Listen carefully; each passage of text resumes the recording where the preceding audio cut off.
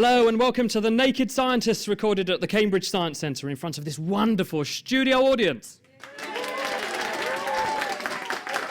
This time we're looking at the science of sound. We're going to be finding out what sound is, how we make sounds, how we hear sounds, and also what we can do to reduce sounds when it's becoming a nuisance. And with us are a panel of fantastic sound-related scientists who are sound in mind, sound in body, and sound in their knowledge of sound.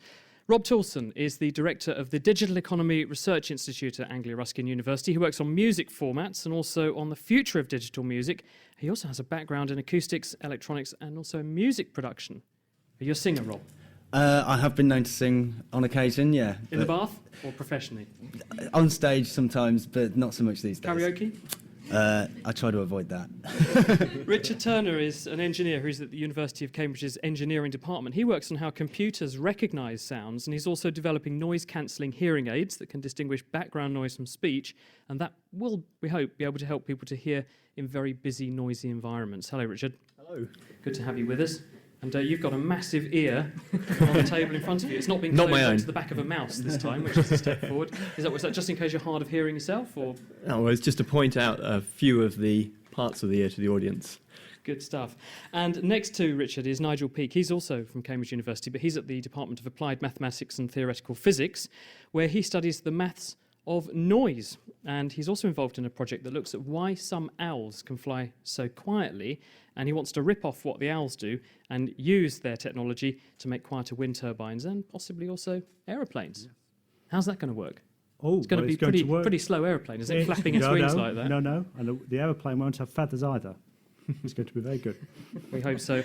Next to Nigel, Nicole Francis Gaultier. Now, she was a drug scientist, turned now opera singer.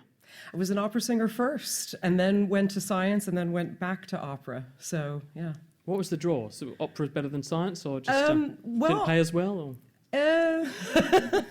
Opera's got a bit more of a shelf life to it than research has, so I thought one more go before I have to retire the chords. Give us a couple of notes before we move on. Maybe later.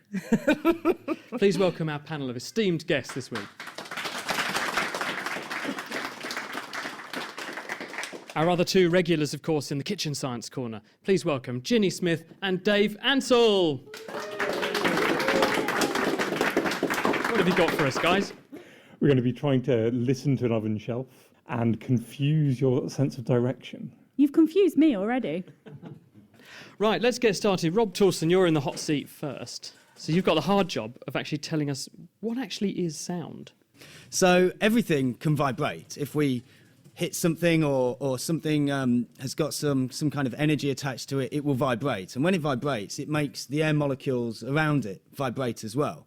And those air molecules vibrate and they pass on, they knock onto each other and pass on that vibration onto the next air molecule, onto the next air molecule, until it reaches our ears. And then our ears vibrate and our brain turns those signals into things that we know about as sound. So sound waves quite literally turn into brain waves? Essentially, yeah. I'm sure Richard will tell you more about that later. Now, when we're actually listening to a sound, there are lots of different pitches of sound, aren't there? So what actually is the difference between a note which is really low, like Dave's voice, and a note that's really high, like Nicole's singing? Yeah, sure. So essentially how fast something vibrates determines the pitch. So if something vibrates very slow, we get a very low sound. But if something vibrates very fast, we get a very high sound. And so when we start to manipulate those vibrations in very specific, actually fairly mathematically related forms, we can organise those sounds into things that sound nice, and that's generally can be referred to as music. But not all music sounds nice. I mean, James Blunt, for example, so something's up there, isn't it? He sells a lot of records, you know. There's a lot of deaf people. No, I'm just kidding. So you've brought up the subjects of music. So how does a musical instrument work then? Well, essentially any musical instrument is generally designed to vibrate and produce some form of sound. There are a number of different ways we can cause the air around an instrument or any object to vibrate, and I've got some examples. I don't know if you want me to show you those now. What have you got? So, well, there's three very simple ways that we can make sound, and one of them is literally by hitting something. So if we actually pass some energy on to an object, it vibrates. What I've got here in front of me is the tuning fork, and if I hit it, it vibrates. Position number 3, please. When it vibrates, it essentially, this tuning fork is the right dimensions, the right material, and it's got the right amount of material to vibrate at a very specific frequency. So every time I hit it, it always sounds the same. And that's because of the mass of the material. It's moving a certain amount of mass backwards and forwards. at a certain Exactly, rate. and if it were heavier, it would move slower. If it was a different material, it might move faster. Some instruments are made of metal, some instruments are made of wood, and some instruments are made of plastics. And they all give slightly different sounds. And if I stuck a bit of blue tack or something onto there to damp it or make it heavier. I've got that, exactly. Oh, okay. So, But it's not blue tack. You've got. no, I've got a little weight here. So Okay. this is it without the weight. And if I put a weight on it, and that's with the weight. Now, just before I move on, I want to show you the two at the same time, because at the moment that was one very specific signal. But if I actually play them both at the same time, now the air molecules will be all vibrating at different rates, and they will interfere with each other.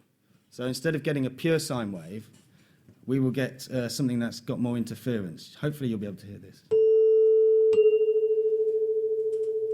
Yes, there's almost like a series of peaks and troughs, isn't there? It's a bit louder, a bit quieter. Can we just hear that again one more time? It's almost like jarring, like a car. When a car goes past your house and the windows vibrate a bit, it's almost doing that. Yeah, it's called beating, actually. And what's happening is the frequencies are very close, but they're not quite the same. And they come into time with each other and then out of time with each other. And as they do, they get louder and quieter. So actually what we can't really hear two sounds. We can only hear one, but we hear it warbling. If I just change the weight, you'll hear it warbling at a just slightly different rate.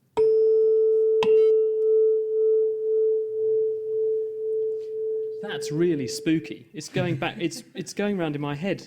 So now that's changed the difference in frequency. So they're now going slowly in and out. It's called modulation. They're slowly going in and out of time. I work a lot in music studios and recording studios, and this can make a real big difference to how well a band or a music ensemble sound, because if they're slightly out of tune from each other, we get all these kind of interfering sounds. So that's why some of the best orchestras in the world sound so good, and that little bit better than all the others is because their instruments are tuned and their ears are better and they can perform purely in harmony. You've got some other instruments here. Have you got some other bits and pieces that you could do with us? The other things we've got is strings. So this was hitting a piece of metal, an object, but strings vibrate as well. So this is a small ukulele. When I pluck the string, it vibrates. And there's different strings which vibrate. And the reason they vibrate differently is because some are tighter than others, and some have got different thicknesses than others. So depending on the thickness of the string, and also by putting my finger on the instrument here, I can effectively make the string shorter. So length, mass, and tension all determine the sound. And the other thing is we can play lots of different sounds at the same time. And if I play something where they're in harmony with each other, it sounds good. And if I play something random, they don't sound so good. So there are all these musical rules which give us an idea of when we might make certain sounds and when we might make others. What about, because that's the strings section if we think of our orchestra, what about the woodwind or wind instruments? How do they make sound? Okay, so we can make sound directly without actually hitting anything or plucking anything. We can actually vibrate the air directly by creating some kind of wind power, and that's obviously the types of instruments are woodwind instruments. What I've got here is a pipe out of a church organ. An old church organ blows wind down certain pipes, and pipes of different diameters and different lengths all make different sounds. So if I blow into this one,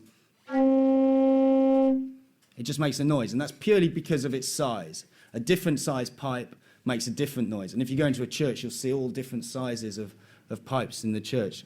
What actually happens is this mouth here in the pipe, slot. That's the little slot you've got about, 20 centimetres along the tube. Essentially it causes what we call turbulence in the air, which mixes all the air up really randomly. And then because this pipe is such a straight and round structure, the air all falls into some kind of organisation and gives us a Oh, right. So pure tone. the air is blown in, that's the energy coming in, but Yep. it's the turbulence created by that little slot Yep. that then creates the vibrations that go up and down the pipe, and they become maximum or minimum They fall into according to their- how long the tube is. they fall into the frequency they want to vibrate in. So, but there's another interesting thing with this, which if I blow it gently, it makes one noise.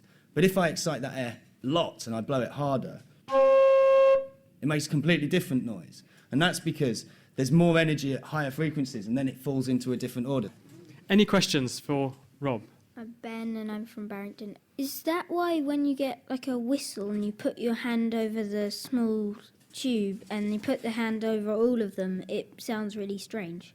Yeah, that's because when you put your fingers over everything, that makes it go to its highest possible frequency, and that's really quite piercing. But yeah, that's exactly how recorders and woodwind instruments work. By putting our fingers on the holes, we effectively are changing the mechanical sort of properties of that instrument. Thank you very much, Rob. Ginny? So, Rob, you also brought along another little demo for us. You said you were going to change our voices. How are you going to do that? Okay, so what I'm going to do is show you some sound effects, which basically are taking some sound, i.e. a voice, and manipulating it, doing some clever mathematical processing, which is all built into the computer, and that's some of the things I research these days, are how we can manipulate sound and change sound.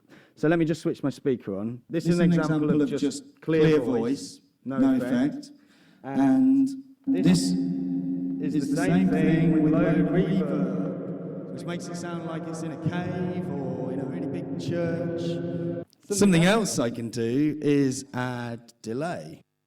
Hello, hello, hello, hello, hello. Is there anyone there? Is there anyone there? Is there anyone there? Or I can add the two together. And it sounds really spooky. Does anyone else want to have a go at changing their voice? I thought that might be a yes. What's your name? Where are you from? I'm called Rowan and I'm from Cottenham. Okay, Rowan. Now, So what are you going to say, Ryan? Don't know really. Okay, here you go. What's your name? Rowan. I've been at school. and what's your favourite lesson? Probably maths or history. So, what have you done to Rowan's voice there? So we've just added a process effect which takes his voice and it makes it much higher pitch, and it adds extra harmonics and it modulates them so they come in and out, and a bit of distortion, and it sounds like a robot alien type sound. Made you sound very silly, didn't it? Yeah. What's your name? Ben and I'm from Barrington. Okay, Ben, what are we going to do to Ben's voice? Hello? Oh, come on. So what have you been doing today, Ben? I've been at school. It's just unfair. Well, that's a very similar thing, except instead of going up in pitch, it's going down, and that's the kind of sound effect that's used if you want to disguise your voice. So.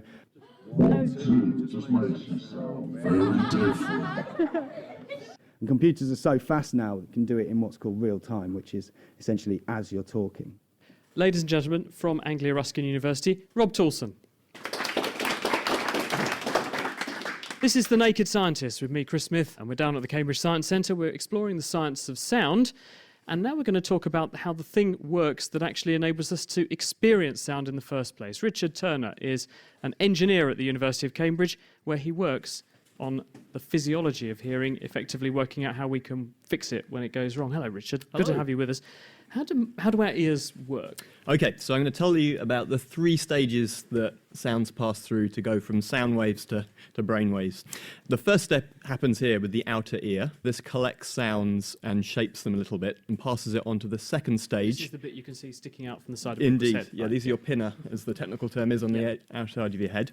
And they collect sounds and pass them on to what's called the middle ear, which contains 3 of the smallest bones in the human body. So these bones are roughly about 0.5 centimetre in size, and they act to focus the sounds onto a very small area called the oval window, and they make the vibrations of that window much greater than they would have been if the bones weren't there. When people talk about the eardrum, where's that? And what does that do? So the eardrum is where these bones collect the sound from, and then they move it from the eardrum or the tympanic membrane to the oval window at the end. So the pinna, therefore, collects the sound, funnels it into the bit you can stick your finger in and wiggle it. Yep.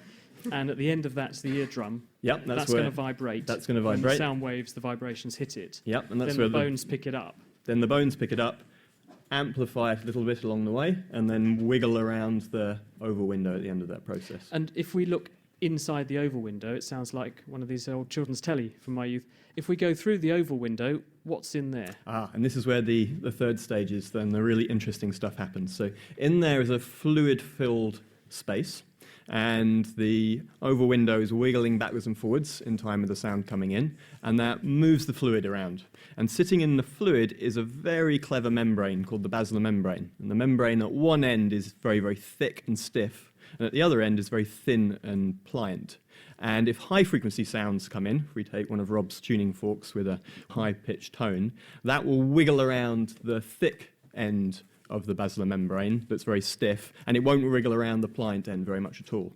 But if we take a tuning fork with a low frequency, then that will excite the pliant wiggly end and won't move the stiff end at all. So the basilar membrane breaks out the frequency content of sounds. When I'm listening to you speaking, there's a whole range of different notes and frequencies mixed in, and I experience those as your voice. But you're saying that my inner ear, my cochlea, this basilar membrane, because it has different parts of it that vibrate more or less with different sound frequencies, different parts will therefore respond to different sounds. What happens when it responds and vibrates? What does it do next? So now we've got mechanical motion. How do we turn that into brainwaves now? Sitting next to the basilar membrane are a line of very special cells called hair cells. They're called hair cells because they have little protrusions coming out of them. And Don't tell me, I bet they're called hairs. They are called hairs, indeed. And as the basilar membrane moves, it displaces these hairs that come out of these cells, and that's what transduces this mechanical vibration of the basilar membrane into electrical signals inside the brain. So we get signals out in response to what the different frequency components are in the sound at any particular time. And effectively, we're going to see different parts of this basilar membrane shaking more or less in response to different sounds. Yeah, you can. And the nerve cells, the hair cells, are picking that up and turning it into electrical signals. Yeah, that's right. You can think of it as a bit like a piano in reverse. So we play a piano, we move the strings, and that produces sound waves. In the brain, when a sound of a particular frequency comes in, it will excite the basilar membrane, which is the string, and cause a particular key to move. So it's sort of like a piano in reverse carrying out an analysis of the incoming sound. And when someone goes deaf, what's gone wrong with the system? There are a number of things that can go wrong and cause hearing loss.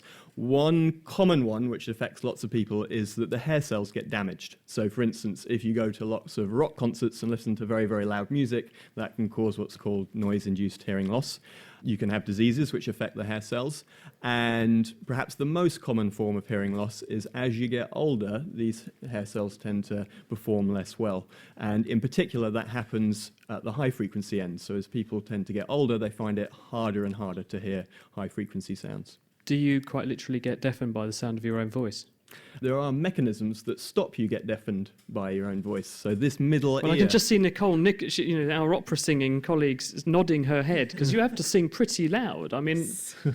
Well, my partner says he's going deaf just by living with me in proximity. But sorry, Richard, you're going to say, so why don't I deafen myself, quite literally, when I'm shouting at a rugby match or something? When you speak very loudly, you engage muscles which connect to the three bones in the middle ear, which stops them moving around so much. So then the transduction from the eardrum to the oval window is less strong, and the vibrations caused in the cochlea are less strong too. When someone does become hard of hearing and they need some help, what sorts of help can we give people? At the moment, current hearing aids work in the following way. If you lose your hair cells, they respond less vigorously to the incoming sound. And so a sort of a simple way of compensating for that is to make the sounds much louder. And you do that in a frequency-specific way. So if you can't hear high frequencies, we boost the high-frequency volume of the incoming sounds. And that's what a current hearing aid When you see essentially someone does. with that little thing behind their ear and a little pipe going into their ear, what's that actually doing then? Is that pipe carrying the amplified sound just into their ear canal? That's right, and passing it onto the system, which then processes the sound in the normal way. If someone finds that's not terribly useful, is there anything even better that you can offer, or is there anything else we can do? Yeah, so that's something that we're working on. So one of the things which people with hearing loss find very difficult and challenging is noisy environments when there's lots of background, often environmental noise going on. And we've become sort of very interested in studying the properties of those environmental noises and developing methods to automatically remove them from speech and music sounds that you might be perhaps more interested in. So if we were down the pub having a conversation, I, with normal hearing, find it relatively easy to zone out all that other noise that's going on around us and focus on what you're saying to me. A person's hearing aid wouldn't have that ability, so therefore it would just amplify everything, and they're going to get really deafened, quite literally, by all this onslaught of noise because it's indiscriminate. Is that what you're saying? Yeah, that's right. So the amplification applies to everything. It's not just the signals that you're interested in, like the speech or the music. It's also going to amplify all the background noise. And the question is, can you build intelligent devices that only amplify the signals of interest and maybe suppress the background noise a bit so they're not so audible? Can you do that? No, so this is technology definitely for the future, but we've got some interesting demonstrations of sort of a proof of concept of what we can do in this area. So we're going to listen to a short clip of some environmental sounds, and these are the sorts of sounds which people with hearing impairment find very distracting if they're played in conjunction with speech sounds. They find it very difficult to hear. Okay, so in the clip I start by a campfire. And then you can hear my footsteps as I walk along. And I walk past a little stream you can hear in the background here. And then the wind gets up. And then it starts to rain, so I unzip my tent. And here you can hear the raindrops just coming in. And I get into my tent just in time. Yeah, I think I went on that holiday as well. What's perhaps surprising about the sounds that I just played to you is that each one is entirely synthetic.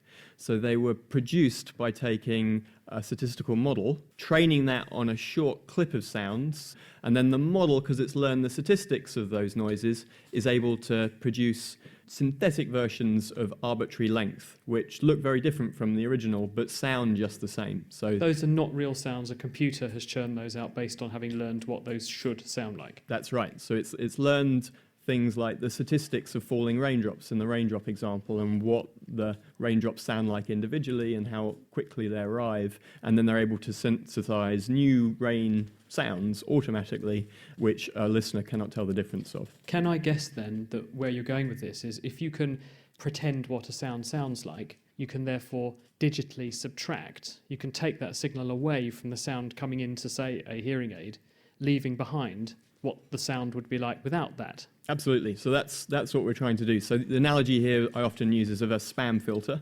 An email spam filter can detect your emails and ones that should be arriving to you versus spam. And the way it does it is it calculates the statistics of spam and the statistics of your emails based on word frequencies.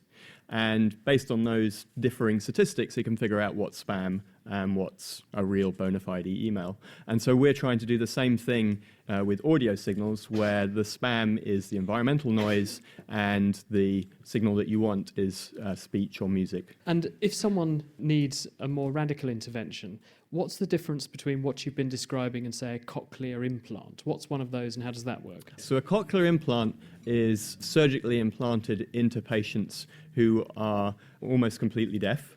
So they often have no functioning hair cells at all. And so we need to cut the hair cells out the loop. Amplifying the sound just isn't going to work because there's nothing there to pick up the sound anyway. And so what you do is you implant an array of electrodes inside the cochlea that then interface directly with the auditory nerve fibers and bypass the hair cells completely.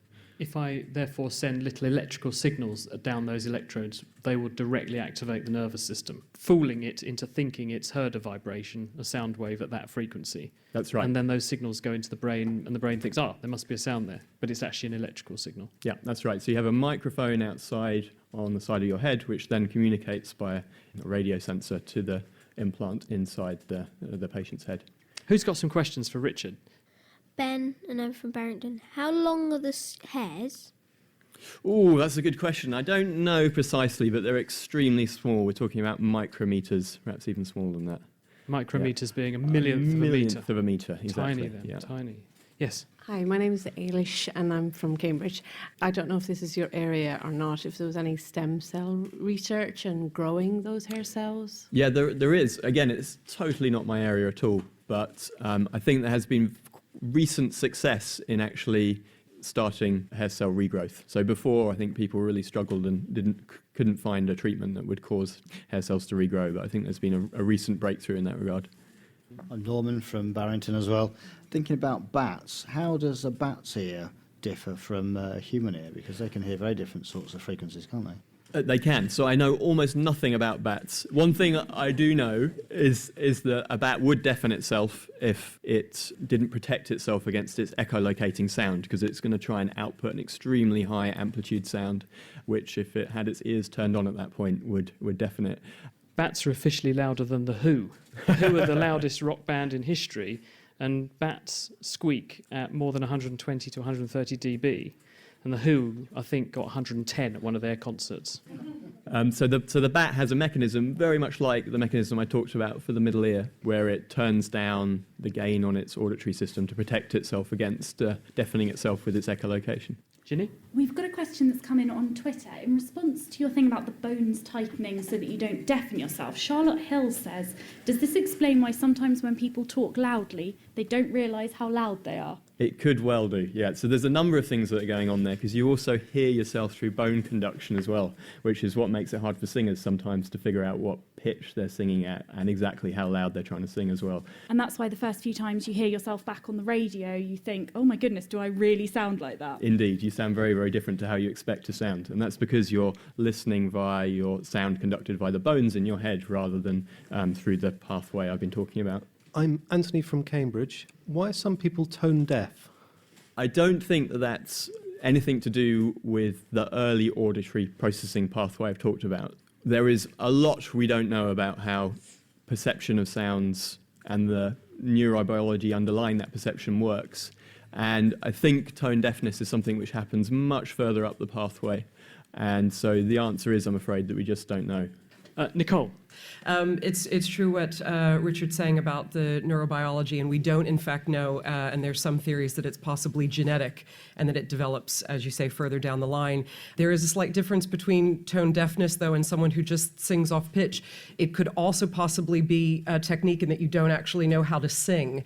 So even though you can hear the pitch in your mind and you think you're getting it correctly, you might not be supporting the voice, you might not be opening the back of the throat enough, you might not be dropping the tongue. There's a whole load of technique around the embouchure and the support that you need to make a sound. So if someone who has a nice voice and they can hear the pitches, but they're slightly under the pitch, what we would call flat, so your tone is flat, that could possibly be your ear is right, but your technique is off. So that can be fixed. Tone deafness can't. I have had a tone deaf student, and it broke my brain a little bit. As well as your hearing. Thank you. Dave, you've got an oven shelf in your hand. What are you pair planning now? So this actually links in really nicely from what we've just been talking about, bone conductance. What are we going to do, Dave? So first of all, we need a volunteer from the audience. What's your name? I'm Boris and I'm from Hungary. So what are we going to ask Boris to do? I've basically got an oven shelf here hanging by a piece of string. It's a bit of a weird thing to be carrying around with you. These things happen, you know. And it's one of the kind of oven shelves that's like an open grill type thing that you then put your tray of potatoes on top of in the oven. That's right, so it's just a metal grill, and I can hit that with a piece of metal. Makes vaguely pleasant noise. What do you think? Yeah. It's not particularly exciting, though. It's pretty dull. It's quite tinny, quite high-pitched.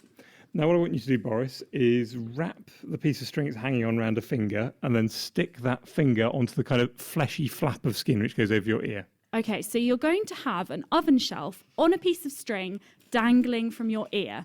We promise you this is for science. It's not just to make you look silly.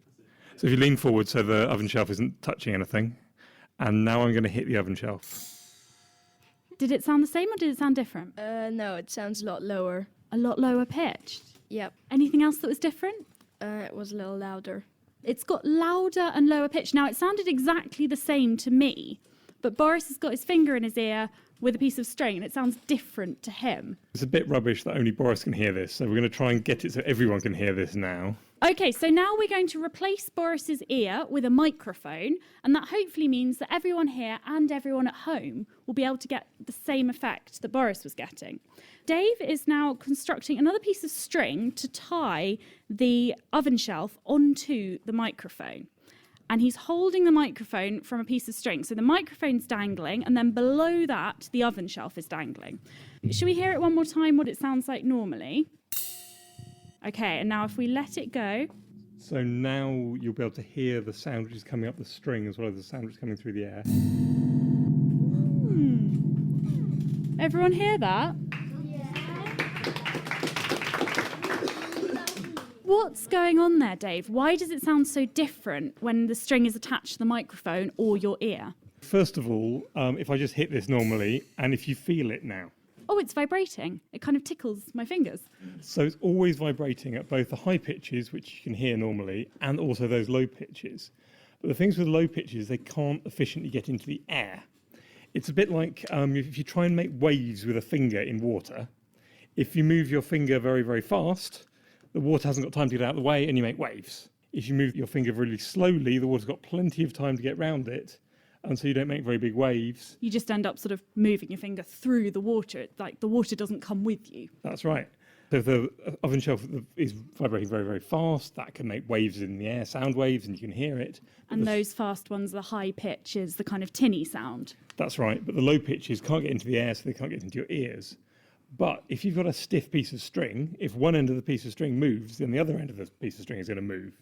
And then that sound goes straight up the string, in through the bones, and goes straight to your ear. And so you can hear the low pitches as well as the high pitches. And that's why it sounds really different when it's connected either to your ear or, I guess the same happens with the microphone. The vibrations travel up the string to the microphone, and you can pick those up directly.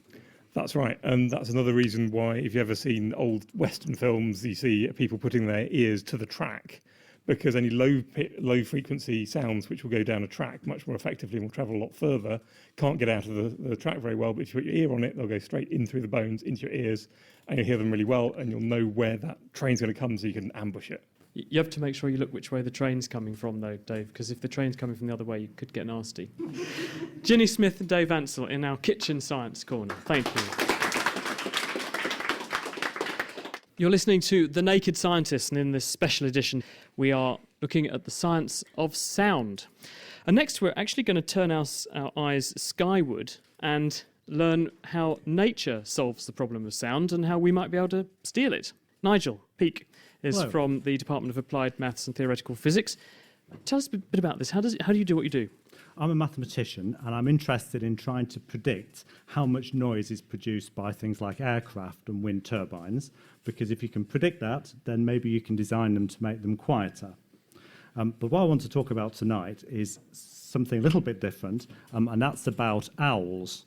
And it's been known probably for centuries that there are some owls that can fly amazingly quietly. So these are big owls like barn owls or great grey owls.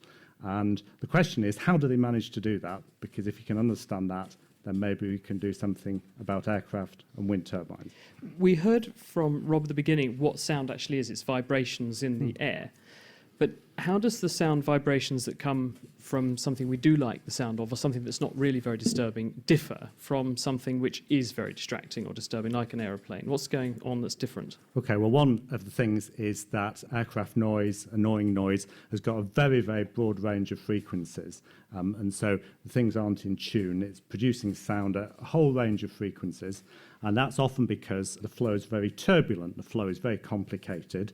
And that means that it produces frequencies all over the place.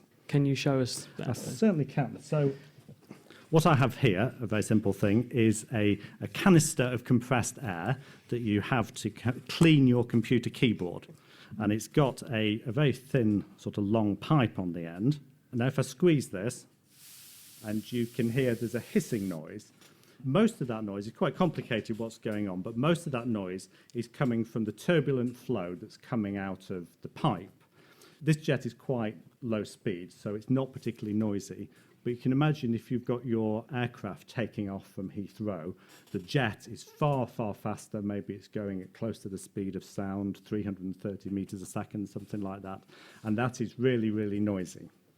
Now, if I do something else, if I have I've got here a ruler which has got a sharp edge, and I've got this quiet jet, and now I move the sharp edge into the jet, then what you hear is I get a louder noise. And what's going on there is that although the turbulence by itself isn't very good at producing noise, as soon as you put a sharp edge into it, the sharp edge is very good at then converting the turbulence into the very fast sound waves. We heard the noise get to a maximum Yes. when that ruler edge that you were using was directly in line with the air Yes. coming out of the pipe. That's right. And this is important. Now, when your aircraft is coming into land, the engines aren't very noisy.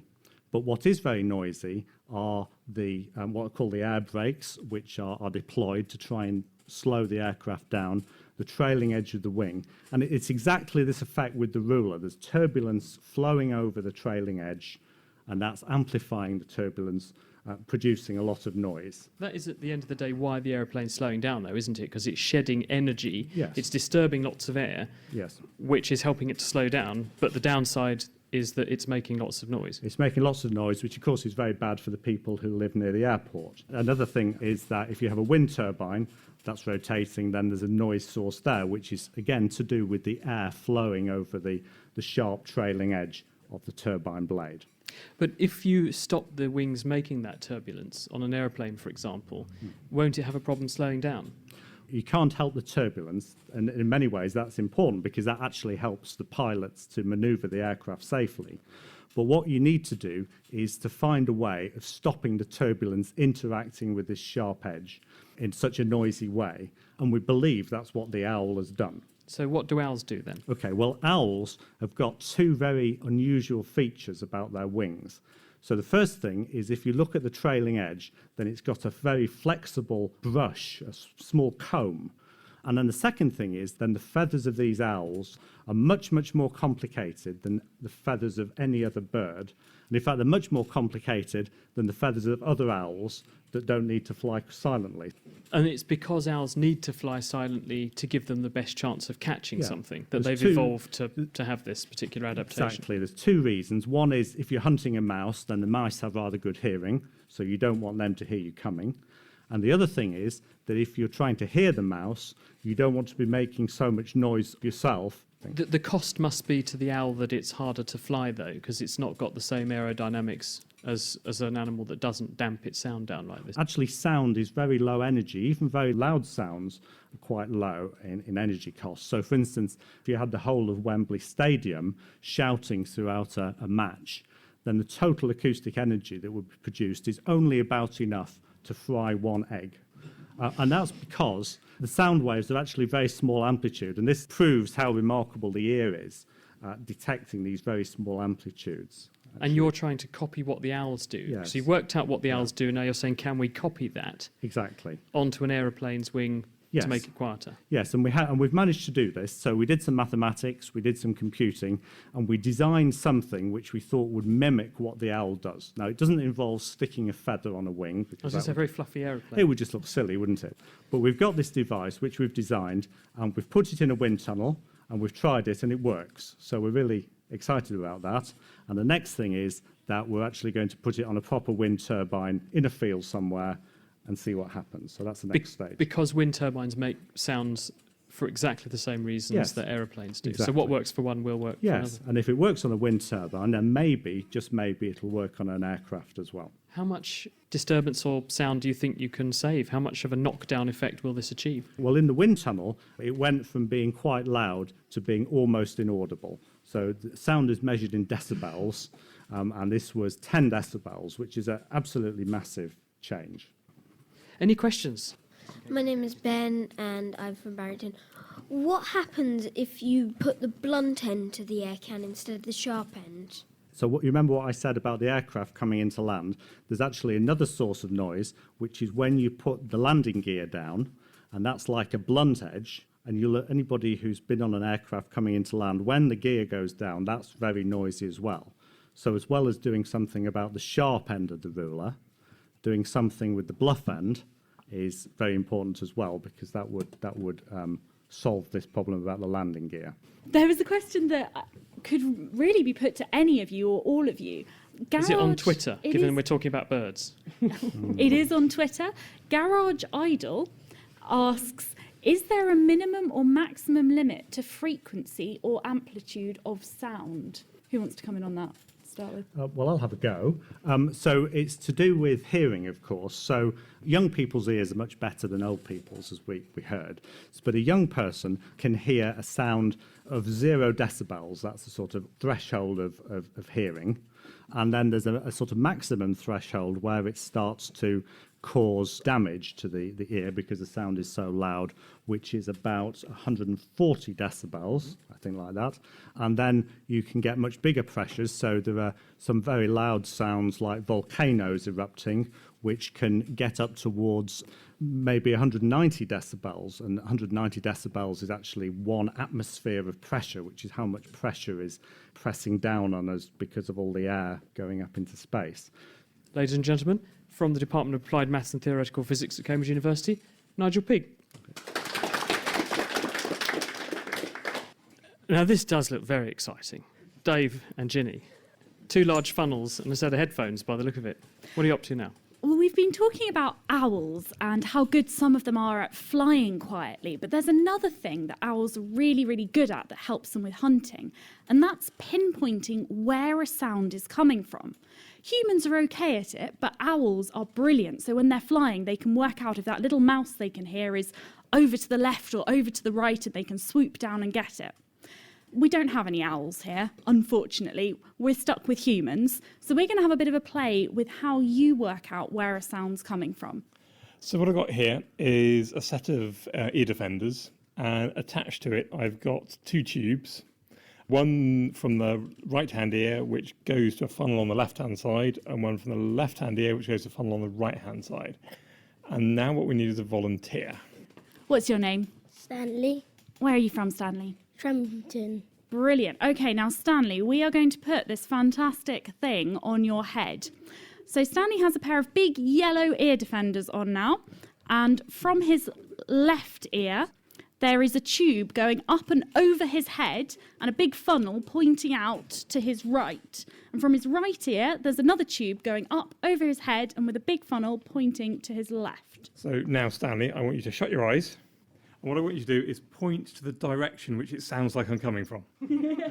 Stanley has pointed to me and I'm standing on his left. Dave, meanwhile, is standing on his right. Where does it sound like I'm coming from? So it sounds like I'm coming from where Dave is. And I'm coming from where Ginny is. So it's like opposites. And like, I think it's like sounds like he's on that. Is that very confusing? Yeah. So why have we done this to Stanley? So what we've done is effectively swap the position of his 2 ears. Actually, where the sound is coming into his left ear is actually on his right-hand side now because of the tube, and where the sound is coming into his right ear is actually now on the left-hand side. So when I talk and I'm on his left, the sound goes into the funnel, around the tube, and into his right ear. So it sounds like I'm over there on your right, yeah? Yes. You've got a couple of ways of working out what direction things are coming from. One of them is which ear it sounds the loudest in, and the other more subtle one is which ear the sound gets to first. And that's the reason why sometimes it's very, very hard to tell whether something's in front of you or behind you, because if something's dead in front of you or dead behind you, it gets to both ears at the same time. So I'm standing here with nothing on my head, and I can tell that you're on my right because your voice gets to my right ear first, and you sound louder in my right ear. And we've changed that for Stanley here, and that's why he's very confused. Exactly. Thank you very much, Dave Ansell and Ginny Smith. You're listening to The Naked Scientist with me, Chris Smith. We're down at the Cambridge Science Centre, and this week we're looking at the science of sound and hearing.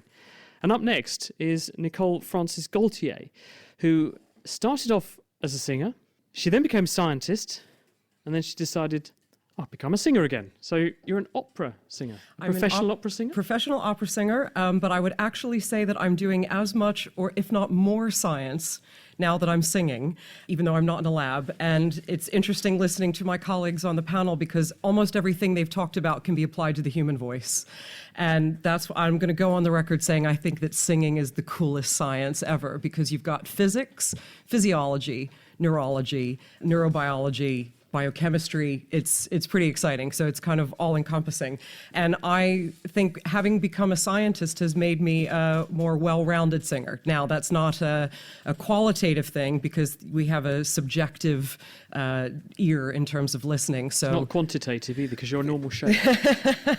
That's a really interesting question. Because the stereotypical opera singer is quite, Pavarotti was Pavarotti. That's right. And there's the very famous saying, it ain't over till the fat lady sings. And that, of course, means something's not over till it's over, but it was referencing one of Wagner's operas where Brunhilde sings at the very end of the Ring cycle. But fat actually is not an important aspect of a good voice or a functional voice. In fact, it doesn't matter what size you are. You can be fat and sing well. You can be thin and sing well. The technique and how you use the muscles involved is much more important. And also the bone structure that you were born with, your natural acoustics, is going to apply much more than how much adipose tissue you have on you. Breaking it down then, there are lots of different aspects to it. There's many. Actually how you physically control the breath coming out. There's how you actually amplify the sound your mouth and then control the shape of that sound and so on. Do you want to just talk us through, when you're singing, what's actually going through your mind? What are you concentrating on doing, apart from getting the notes At the end of the day, when we're performing, nothing should be going through your mind, and that's why opera is extremely tricky. It's a kind of vocal version of patting your head and rubbing your stomach, because you are doing so many different coordinated things that actually oppose each other, because you're going against your natural physiology. And one of the sort of aha moments I had was because I went back to opera after a long break, I decided to retrain. And my teacher was going over breath control with me. And when we talk about breath control as singers, what we're really talking about is the controlling of the exhalation and the speed at which we let the air leave the body. And so she was explaining this. And of course, we want the most amount of space in the thoracic cavity, so in the torso, and we want to have the muscles very flexible. And all of a sudden I shouted, "Oh my God, Boyle's Law." And that's exactly what singers are doing. You're an applied physicist. And so when you have an extreme amount of volume in terms of being filled with air, you are resisting the external pressure of collapsing. And so the first thing you think about is, am I resisting that exhalation? Because what you don't want is air in the sound. What you have with the vocal cords is you have very much like Rob showed his ukulele. We have the vocal cords that are a bit like strings. And so shape of the vocal cord will affect what kind of voice you have, the timbre of the voice, etc. And so you want to think about letting the air through, but not letting the air upset the vibration of the vocal cords. So it's a very fine balance of how much air pressure you let out as you sing. Are you aiming for a sort of constant supply of air? Yes. And it's that you're superimposing the opening and closing of the vocal cords that gives the vibrations that are the sound. Absolutely. And you can change the vibrato by how fast you push the air through. So one of the things you want to do as an opera singer is actually make sure that it's very slow and very even, so you don't have big peaks and valleys in the voice, that you have a nice even tone throughout. And so you're not making a breathy sound. Whereas if you were doing something maybe sort of, jazz or torch songy, you'd want it breathier.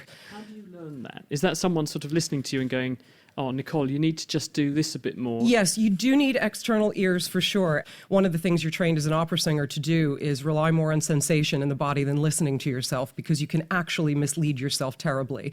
And let's say you were singing at a house like Houston Grand Opera, which I believe is 5,000 seats, so quite huge. And let's say you're singing Wagner over maybe 87 to 100 instruments. You've got to have a lot of power. And what will happen in that situation is, because of that room and because of the instruments, there is a possible delay for the singer. And one of the reasons we actually need conductors, and every one of my colleagues is going to shoot me for this, saying, yes, we do need conductors, I'm sorry, is so they keep the tempo for you, because if you rely on what you hear, you may actually be behind the music because of the echo that's coming back at you.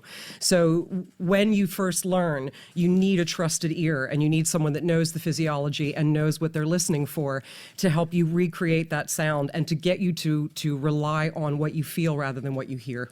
Following the sound on its journey to the outside world. So we've come airflow, we've got vocal cords, which are opening and closing at a certain rate. That creates the vibrations or puffs of air that are the sound. Those vibrations come into your throat, pharynx, mouth, and the shape of that is acting as a sort of resonant cavity, isn't it? And it amplifies certain sounds. So tell us about how that works a bit then.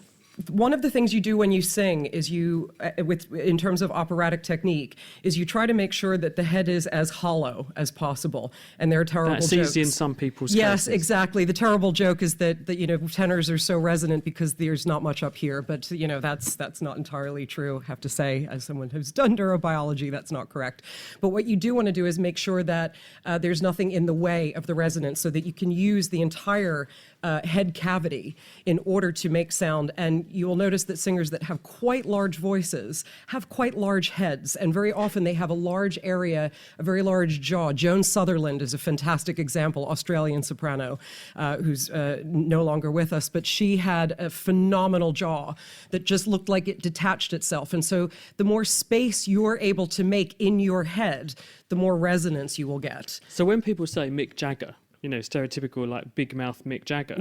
That's really true. I would say he goes a little bit too wide. Opera singers actually go for a bit more height, because one of the things that happens muscularly is the soft palate is actually muscularly related to the back of the tongue.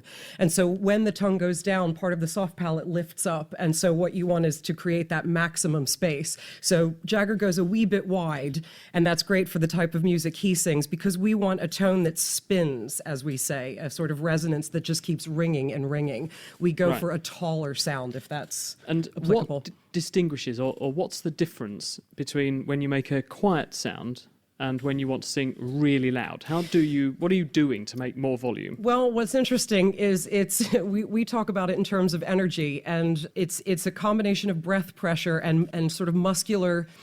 It's a tension, but a relaxation. It's a very strange sensation. And again, you're playing very finely with the breath pressure you're putting through the apparatus. Now, someone said to me that the best you'll ever hope for when you present radio programs is to learn to tolerate the sound of your own voice. Do you like the sound of your voice? I do, yes. I feel really narcissistic saying that. I've had to listen to myself a lot because of retraining, and my voice has actually changed tremendously because I discovered I could do different things with it. And so it's been quite exciting. So yeah, it's not shabby. We'll find out, shall we? We shall. Should we make her do a bit? Should we make her sing a bit? Excellent. I'm actually going to, can I borrow Ginny for this as well? You're going to make Ginny sing? No one wants to hear that. I also need another volunteer. My name is Igor and I'm from Hungary. When I sing, I'm going to show you where to put your hands so you can feel how I breathe. And I'm going to ask you after I sing if you can tell what's happening as I go up higher in pitch. Is that okay? Yeah. I'm going to take Igor's hands, and where I'm placing his hand is about where my belly button is. But what this corresponds to for muscles inside is the transverse abdominis, and that's the most important abdominal muscle for an opera singer. It's a bit like a girdle. It's an internal girdle, and it's 3 layers deep, so it's not one of those superficial muscles that gives you fantastic six-packs, but it actually is a very important muscle, and it relates to the ones that when you get older will stop you needing diapers. So it's an important muscle to work, and opera singers need it because we have to keep our abdominal cavity expanded. So even though I breathe into my lungs, and I don't have lungs in my stomach or in my back, what I aim to do muscularly is expand the entire thoracic cavity so I can get as much volume of air as possible. So I'm going to sing a little bit of a piece called Porgi Amor from The Marriage of Figaro, Mozart, as was requested by the audience. So I'm going to take a breath in.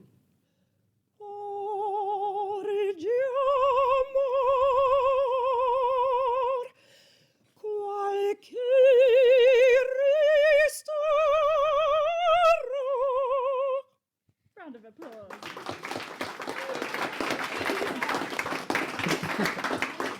So what did it feel like when she was singing those high notes? Well, her stomach was out when she was breathing, and when she did when the higher notes got longer and longer, her stomach went in. Is that what you'd expect him to feel? It'll go out first and then it'll start to come in. So actually, with high notes, we need less air pressure. So we actually want less air to escape. And so when I go for a high note, it's a misnomer to say I'm pressing out on the transverse abdominis, but I'm letting it relax out so that I can maintain a maximum amount of space. And then as I start to go down, he's exactly right. You can feel the stomach going in because I need more air for the lower notes, and I'm also going to need to take a breath in for the next phrase. So I need to get rid of all that air before I inhale again. Does anyone have any questions about what it takes to be an opera singer? One down here from Georgia. Is it true that you sound better in the shower? You mean her personally? Or, I sound fabulous in the shower. Well, the thing is, most showers are usually in a tile room, and it's the voice hitting against the tile sound that's coming back at you, so it makes it more vibrant. Room acoustic makes a big difference. Because of the way I sing and the style I sing, listening to me in a small room can actually be quite awkward and painful. But if I'm in a large room, my voice carries because I'm trained to use as much acoustic resonance of my body as I can. So the shower will be a nice, ringy, resonant space. So that's why you'll think you'll sound better, because it'll be quite bright and brassy. Nicole, do you sing in the shower?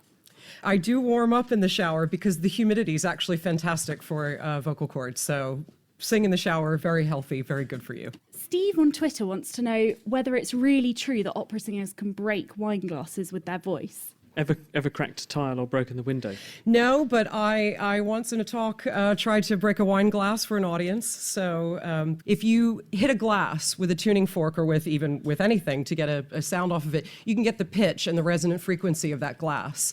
So whether it's a wine glass or it's a window, once you know the resonant frequency and you know the pitch, or the note, if you will, in music terminology, that object is ringing at, you as the singer have to match that pitch exactly and also match the resonant frequency, and that's the oscillation and the speed at which the sound travels. So your voice has to meet the object, and it has to be exactly the same resonant frequency as the object, but then you've got to hold it at a particular decibel for a really long time. So the thinner the glass, the smaller the object, the easier it is to break. The larger the glass or the thicker, the more difficult or next to impossible, and that's when you just step on it. What's the largest glass structure you can break with your voice?